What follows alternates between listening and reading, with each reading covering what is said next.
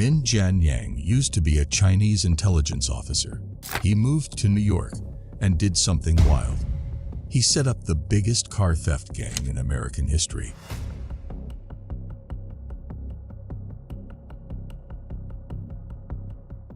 New York is known for having tons of fancy cars. Well, Min and his gang focused on stealing those luxurious rides. And here's the kicker. They were so good at it that the police couldn't trace the stolen cars. 48 high-end vehicles vanished in less than a month and a half. These thieves were sneaky. They'd calmly open the car, start it up, and zoom away. No one had a clue where the cars were going. The police scratched their heads, wondering, where are these cars disappearing? Usually, stolen cars end up stripped for parts, right? But not these. They were just gone, like magic. The police started to think that these cars were being shipped somewhere, so they investigated Brooklyn's port, the only place suitable for exporting stolen cars. But nope, no suspicious activities there. Guess who was behind all this madness? 𝗵𝗔𝗢𝗡 is a former Chinese army guy. And get this, he raked in up to $40 million from his car theft operation. Can you believe it? A former intelligence officer pulling off the biggest car heist in the United States. 𝗵𝗔𝗢𝗡 used to be a Chinese intelligence officer, but he was discharged in 1990. After that, he moved to Shanghai, where there was a big demand for fancy cars, but few were available for sale. Seeing an opportunity, Min reached out to gangs in Shanghai. He pitched them a deal. He could bring in cars from outside China, and the gangs could sell them through their networks. The gangs liked the idea because cars were pricey in China, and they could make a good profit. They struck a deal, and the gang leader gave Min $500,000 to set up shop in New York. Min knew that New York was the perfect spot for his operation. The city was loaded with luxurious cars owned by wealthy folks. So, armed with $500,000, Min headed to New York to make his plan happen. He entered the United States with a fake identity, going by the name Kenny. He played the part of a struggling immigrant, driving an old Nissan Altima to blend in. He didn't want to look rich right from the start. Min brought along a right-hand man named 𝗝𝗡𝗓. Their first mission was to secure a warehouse where they could stash the stolen cars before shipping them to China. Finding the right spot wasn't easy. They needed a place away from police stations, in a quiet area without any problems or crimes. That's a tall order in crime-prone New York. After weeks of searching, Min and 𝗝𝗡𝗓 found a suitable warehouse. To rent it without drawing attention, they created an anonymous company. This way, if the authorities investigated, it wouldn't lead back to Min. He was covering his tracks. Now, with the warehouse secured, Min needed a crew. He recruited trusted Chinese individuals because he could rely on their loyalty. They set up the warehouse as a food storage place, bringing in dry and packed food boxes. They installed surveillance cameras in and around the warehouse to monitor things. Every corner of the street was under their watchful eyes. With the first tasks done, Min was ready to roll out his grand plan. Now that Yang and his gang are all set, it's time for the next big move, stealing the cars. Yang wasn't a car theft pro and didn't want to get his hands dirty, so he hunted for someone with the right experience to handle the theft operations. He started hanging out at car garages and auctions, meeting various folks. After searching, he found the perfect guy, Dean, an expert car thief. Yang struck up a deal with Dean, explaining that Dean would handle the thefts, either doing them himself or hiring others. Yang wanted to keep a distance from the nitty-gritty of stealing cars and preferred to run things through Dean. Dean, in turn, had a buddy named Mario Lopez, a top-notch car thief. Dean trusted Mario and considered him even better at car theft than himself. When Yang offered the deal, Dean immediately thought of Mario. The offer was enticing. Yang was ready to buy any car they stole, making it easier for the thieves to get rid of the hot cars. So, the operation had a chain of people. Yang dealt with Dean, who dealt with Mario, and Mario handled the crew of thieves. Mario's job was to prep the cars for theft, bypassing security systems and getting them ready. Then, another person would swoop in to steal the car and take it to a secret spot. Yang managed the warehouse where all the stolen cars were prepared for shipment. The staff in the warehouse were all Chinese, or at least Asians, people Yang trusted completely. This way, Yang kept himself clean, protected, and distanced from the actual theft operations, ensuring he stayed unknown to everyone except his closest assistant. When everything was in place, Yang gave Dean the green light to kick off the theft operations. Dean's task was to target a specific type of car, the luxurious ones. Mario then coordinated his network of thieves, hitting places where rich folks hung out, like fancy malls, posh residential streets, and sometimes even parking lots. Mario, with his skills, could steal any car he wanted. Once he identified a target, he'd break into it, bypass the security systems using a laptop connected to the car's computer, and reprogram it to start with a normal key. Mario was so slick that he could pull off this process in less than a minute. So, here's the deal on how Yang and his crew managed to steal all those cars. Yang wasn't into car theft, so he looked for a pro. He found this guy named Dean, who was a whiz at stealing cars. They connected at a salvage vehicle auction. Once they decided on a car to steal, Mario turned off its security systems with some tech wizardry. Then, one of his crew members would take the vehicle to a safe spot, usually a nice neighborhood parking lot full of other fancy cars. Why? Because expensive cars often have GPS devices. Yang didn't want any attention. After parking the car, they'd electronically scan it, take out the GPS device, and toss it away. If the device were already activated by the car owner who noticed their ride was missing, the thief would park the car among other expensive cars and leave it there for 2 days. If the police didn't show up, they weren't onto the stolen car. Smart, right? Yang's instructions were pretty detailed. He wanted to make sure the police weren't following the stolen cars.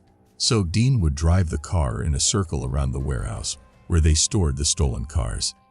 They used surveillance cameras and even had a second car on standby to keep an eye out for any suspicious tails.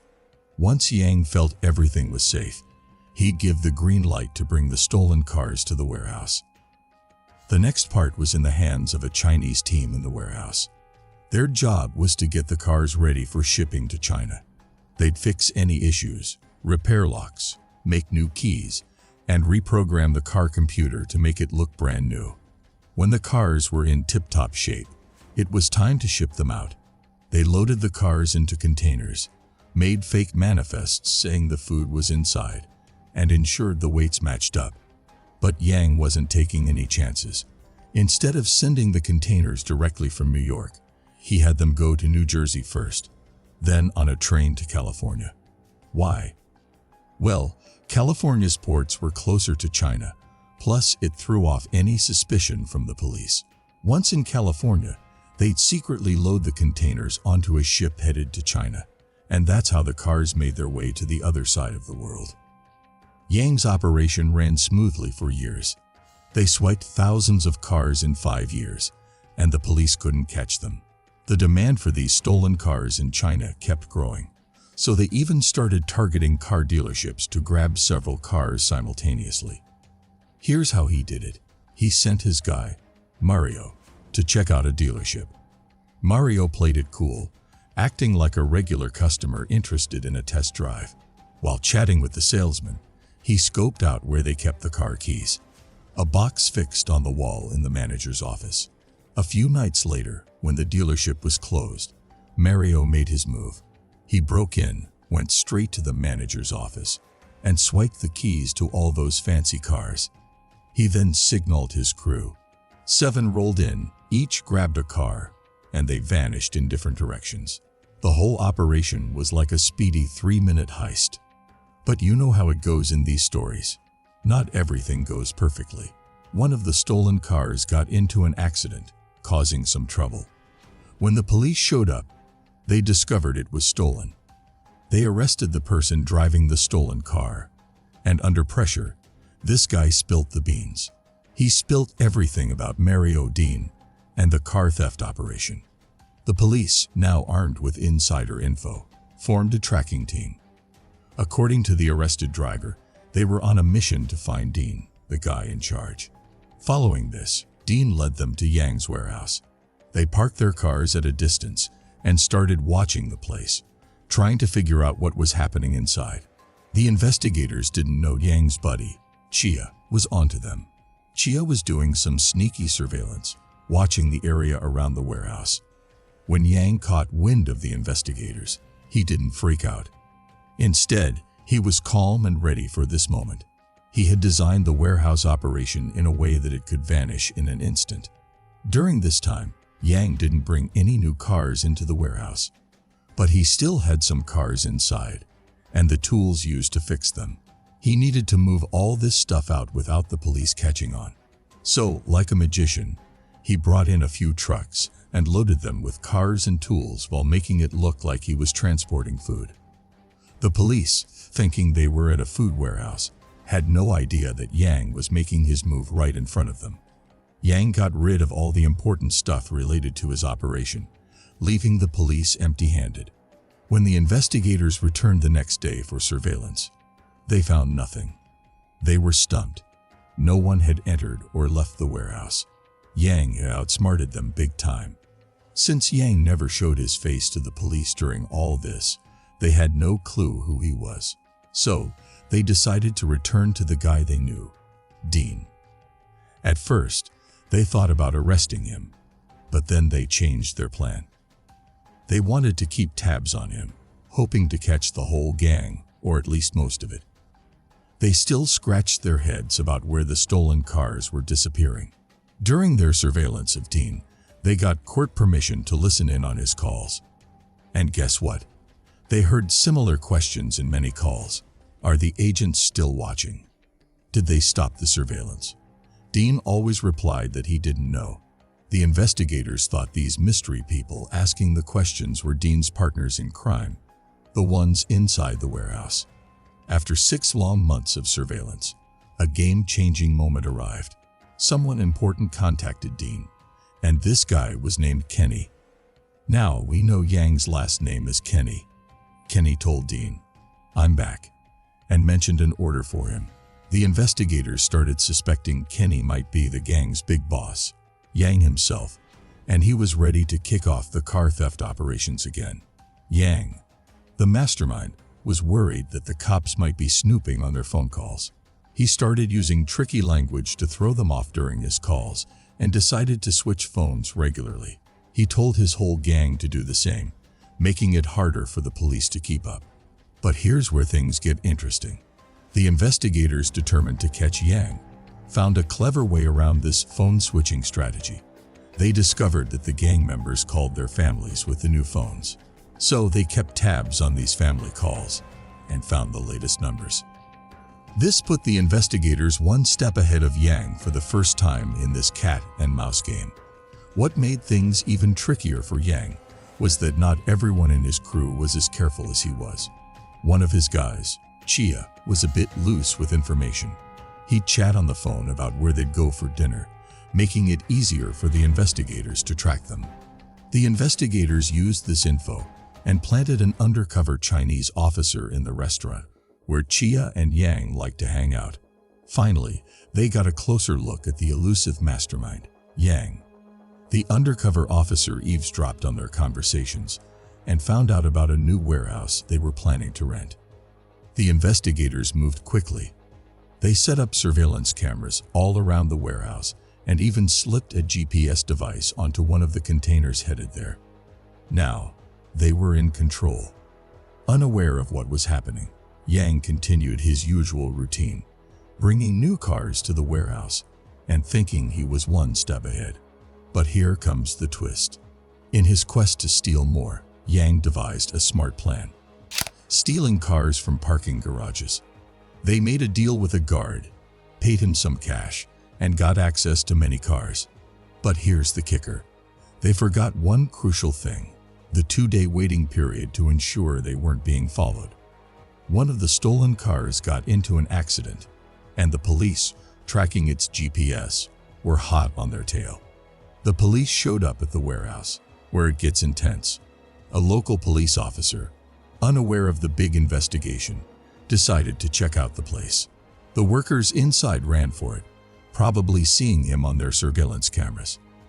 The investigators knew they had to act fast. They swooped in, arresting the workers but missing Yang, who wasn't there. But the investigators had a trump card. They were already watching Yang's house, so they pounced, arresting him as he left his home that night. It turns out that Yang's real name wasn't Kenny but 𝗵𝗡 Yang, and he had a past in Chinese military intelligence. The police finally cracked the case, even though they couldn't determine where the stolen cars were going. In the end, Yang pleaded guilty to enterprise corruption, getting a 10-year sentence. However, Yang stashed all the money he made in China, so the police couldn't get a dime of the estimated $40 million he earned. Yang outsmarted them, proving he was the only one in this game. And that is the end of our story. If you enjoyed this video and want true crime stories, kindly hit the like, share, and subscribe buttons. Don't forget to turn on the notification bell so you will be informed when we upload new videos.